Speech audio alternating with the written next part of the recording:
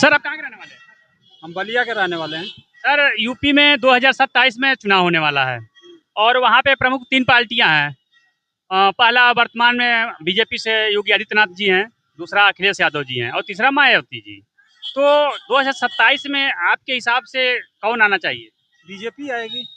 Sir BJP की खासियत क्या है कि बीजेपी आ सकती है? बीजेपी तो सुन रहा हूँ कि यूपी के अंदर बहुत अपराध हो रहे हैं, घर तोड़ रही है सरकार।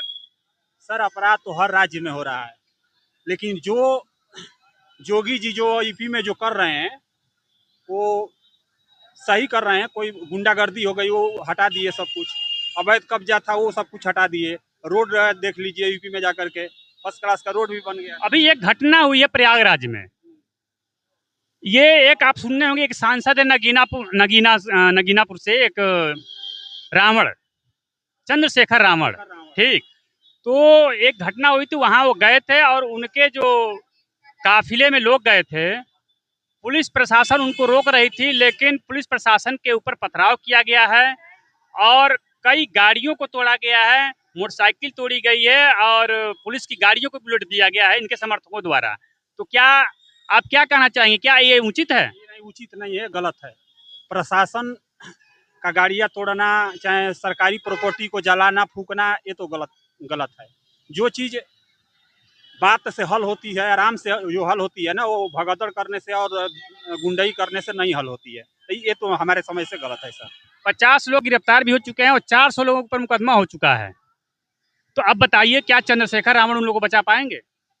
अब सर वो समझेंगे, अब जोगी जी समझे। अब इस मामले में मैं क्या बोल सकता हूँ, क्या बताऊँ। सर आप कहाँ के रहने वाले हैं? हम बिहार से बिलोंग करते हैं। हाँ?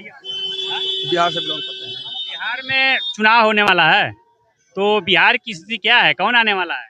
मेरे हिसाब से तो बीजेपी आएगी तो बेटर रहेगा। बीजेपी आएगी? क्यों लालू? लालू नहीं भाई, क्योंकि वो उस टाइम गुंडा राज था। हम लोग काफी 4-5 बजे कमाड़ी बंद हो जाती थी सब कुछ का, और काफी रोडे वगैरह सब चीज फैसिलिटियाँ अधूरी थी, इसलिए बीजेपी के आने से काफी रोड की कनेक्टिविटी वगैरह सब चीज बेटर हो लेकिन एक गई। नई पार्टी बनी है वहाँ पे, आपको पता होगा, और उनके साथ में आ चुके हैं ये जो बीजेपी में आए हुए थे मनीष कश्यप जी, अब वो चले गए उनके साथ में। तो क्या देखिए आजकल के सब लोग वहाँ एजुकेटेड हैं, तो जो बेस्ट अपना स्टेट के काम करेंगे उन्हीं को वोट दिया जाएगा, चाहे बीजेपी हो, चाहे मनीष कश्यप जी हो, चाहे आरजेडी हो। क्या मनीष कश्यप को ये बीजेपी से निकल के जाना चाहिए था?